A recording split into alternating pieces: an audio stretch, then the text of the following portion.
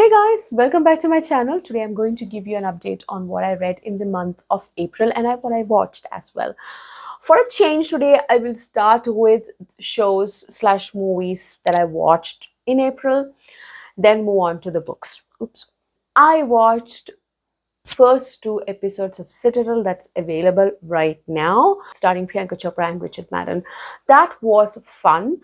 It has a lot of flaws, a lot of cringy dialogue, a lot of cliched spy thriller like action sequences. Nothing that we haven't seen before, nothing we wouldn't expect. Priyanka and Richard, they are spies of an organization known as Citadel, and they are in this mission and they are kind of ambushed, then they lose their memories. The show picks up from there. That's the starting point. Like I said, it's very formulaic, just a very typical spy thriller, but very enjoyable, entertaining. So I enjoyed watching it. I wouldn't say that it's a must watch, but if you're a fan of Priyanka Chopra, then you should go ahead and watch it. And I watched a couple of documentaries. I watched Turning Point, which is basically a documentary about 9/11 attack. It was recommended to me on my Netflix homepage and I watched it. Then my husband recommended Beef, which is like, it was not up my alley and I had to DNF it after episode 1. I didn't like it at all. Lastly, I watched Who Were We Running From? I think two episodes I watched. Again, DNF'd it because again, I didn't find it quite interesting. It is intriguing, but it did not succeed in holding my attention. I was kind of getting bored. And also I was kind of panicking at that point in time because I had to finish a book for my read along. So I was not at all focused on it. Maybe that also had an influence on how I enjoyed it. So in terms of what I watched, in general, it was a disappointing month, but that's not the case with my books. So moving on to books that I read. The first book that I listened to is All the Dangerous Things by Stacey Willingham. This is not the first book by this author that I read, and I think I really loved the first book that I read from her. So my expectations was really high. So what's the premise? There is this woman called Isabel Drake. She just went through an incredibly horrendous, traumatic event in her life. Her son, who was an infant, was stolen from her crib in the middle of the night. He was never found. He's still missing. So she's going through that trauma. And she is estranged from her husband. So basically, he kind of thought that that's the right time to cheat on her or whatever. Anyways, she's estranged from her husband, Ben. And also, she, from her childhood, was suffering from sleeping disorder. So she was kind of a sleepwalker. After this traumatic event transformed into insomnia, now she cannot sleep at all. And because of that, she doesn't trust many things that she thinks is happening in her life. Maybe she's kind of questioning her sanity, and that's where the story actually begins. She basically is attending talk show events and TED Talks and podcasts and things, etc., to keep the attention on this case active so that people do not forget about this case, about her missing son. But her husband is not quite happy with what she is doing. He thinks that she's trying to kind of monetize or kind of take advantage of the situation. So maybe that is also a reason behind the rift between the two. After one of these events that she attends, she is met by a stranger. He's a true crime podcaster and he offers his help. But as time progresses,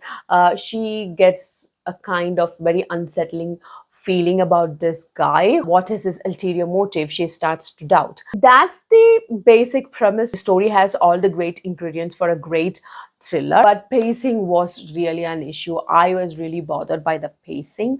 In fact, when I initially finished this book and rated it on Goodreads, I gave it a 2-star, but now when I look back, I think I will rate it 3 out of 5. Next, I read M.K. Jemison's The Obelisk Gate, which is book number 2 of the Broken Earth trilogy. So I generally am not a great fan of dystopian novels, this dystopian story or theme as such. But when I initially read the Broken Earth trilogy, book one, the fifth season, I was mesmerized by the world building and the magic system and the characters. Everything was so new and refreshing. It did not read like a typical fantasy novel. N.K. Jemisin's writing has such a unique tint, a unique voice to it that is so refreshing. Her characters are deeply flawed and damaged, yet relatable. And the world that she has built, this dystopian world, is not so surprisingly bitter dark, but it is so dark that there is not one moment of hope. There is no hope at all for the future. And I'm so curious to see how this is all going to end. I hope it is on a positive note. I don't know, because so far I don't get anything positive at all in terms of what's going to happen in this world. There are so many mystery elements that are carried over from book number one. Some of them are answered in book number two, and some of them I am hoping to get answers to in book number three. So overall, from my excitement, you can understand how much I love this book. I rated this 5 out of 5 because this was, it actually surpassed book number one. Did I say I buddy read this with Anita? If not, I'm telling you now, I buddy read this with Anita, and she also loved this book. We had wonderful exchange of ideas and thoughts while reading this book on Discord. I'm really looking forward to reading The Stone Sky, which is book number 3, which is a concluding book in the trilogy. Check out how much I have tagged this book. Like, this was an incredible book. I really enjoyed every minute of it. If you haven't read the 5th season, which is book number 1, start it. Just give it a try. Even if you're not a fan of dystopian fiction, give it a try. I think you're going to like it. Next up, I read The Last Girl to Die by Helen Sarah Fields. The story is set in Scotland, Isle of Mull, on an island. A teenage girl, her name is Adriana, she goes missing, and her parents, who are actually American expats, they fly in a Canadian private investigator named Sadie Levesque to find their missing daughter. 3 days later, unfortunately, Sadie finds her body, and it is placed in such a grotesque display, almost like very cultish, ritualistic way. Her mouth is filled with sand, and yeah, basically the body is desecrated. I don't want to give the explanation here because trigger warning. But to sum up, basically the girl was murdered in a very gruesome way, and body was displayed in a very grotesque manner. We mostly see the story unfold from the eyes of Sadie, from her POV, but also we get an interlude perspective POV in between some chapters, which actually is a POV of the island itself, the Isle of Mull. That's kind of strange shift of genre while reading thriller, but it was okay. I didn't mind it much. I saw in Goodreads review that some people did not like it, that that shift in genre, that almost like you are listening to the inner monologue of the island itself, or the persona of the island, which kind of gravitated towards magical reality a little bit. Some might find it off-putting. I didn't mind it much. There are more missing girls and more deaths that happen in the island. I like stories set in small town. They have this very cozy feeling. It was the same case here. It was very atmospheric with great vivid description of the Scottish landscapes, and also very great description of the folklore and cult / witchcraft history of the island itself. That was fun to read. It was well incorporated into the story, but I had several issues, and they are like really, really intense. The main thing is how the investigation itself was conducted by Sadie. Sadie is supposed to be this specialist investigator. I think if she had to be flown down from Canada to this island to investigate this case, I'm assuming she has all the experience and the expertise, to conduct this, investigation. However, her actions prove otherwise, because she makes very foolish, abrupt decisions, which kind of did not result in anything except for her falling into traps. She doesn't seem to have any idea of what's legal and what's not, because she has no qualms about breaking into other people's home, even their clients' home, without their knowledge, and then getting trapped in impossible situations. From the get-go itself, the police of the island, they are not friendly with her. As more and more murders happen, the islanders also start shut down and not give any more information, and her suspicious behaviors do not help her at all in any way. Basically, she comes across as a very bad investigator. It was so frustrating to listen to her doing such stupid, like blatantly, evidently stupid things as an investigator. I was frustrated so many times. So overall, to sum up, this was a very difficult read for me. I wanted to DNF it, but I just started. I wanted to finish it. I want to avoid DNFing as much as I can. So it was not an overall fail. It was still okay. So I decided to finish it, and I give it a 2 out of 5, which is actually very gracious on my part. Continuing my journey with Wars of Light and Shadow, which is part of a read along on my channel, I read book 4 of Wars of Light and Shadow, which is Fugitive Prince.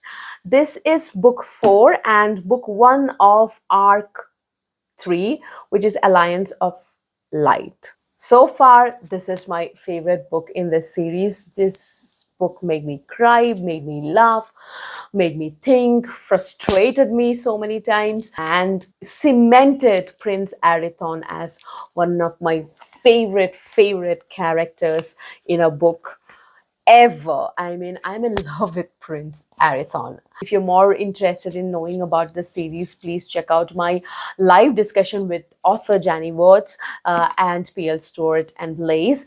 We have wonderful discussions of all the books until now. If you haven't read it, at least watch the first 10-15 minutes, which is spoiler free, to hear what we think about this book.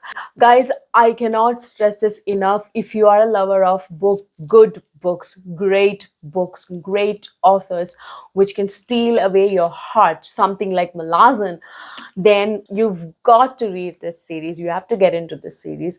This is an amazing series. I cannot stress this enough. You have no idea what you're missing out on. Next up, I read The Intruder by Daniel Hurst. The story goes like this. There is a couple, Maria and William. They are successful entrepreneurs and they have a very booming, successful, award-winning, thriving business which they have built from the scratch, and they're very proud of it. They have 2 happy children. So basically an overall happy couple, happy family. This is a home invasion thriller. Into their lives comes in this guy called, I think it was Daniel. I forgot his name. But anyways, he was an ex-employee of this couple, and he holds them hostage in their own home because he thinks that he was wrongfully fired. He was charged with sexual misconduct because somebody had claimed that he behaved inappropriately with her, and he claims that without proper investigation he was fired, which ruined his life. His fiancée left him and he couldn't get any other job, so he basically was ruined. And he holds them responsible, and he has full intent of killing them, which we know from his POV. But he wants to know what exactly transpired, who is the real culprit here, where is that lady who accused him of sexual misconduct, because she is kind of AWOL. She is not to be seen anywhere, and so he wants to know the truth before he kills them off. And as the night progresses, the true story behind what actually transpired back in the day unravels, unfolds, comes to light. Though I like the beginning and also to some extent even the ending, I really hated some things that happened in the middle, some unnecessary, unbelievable things. I think I rated it 2 out of 5 because, yeah, it was an okay thriller. So I think when it comes to thrillers, this was not the month for me. I think I chose the bad ones. Next up, I read Before I Go to Sleep by S.J. Watson. This book falls under this category. I read this book so that you don't have to, because you don't have to read this book. Guys, trust me. Because improbable plot with completely improbable characters. The story is like this. There is this woman, her name is Christine. She basically is an amnesiac.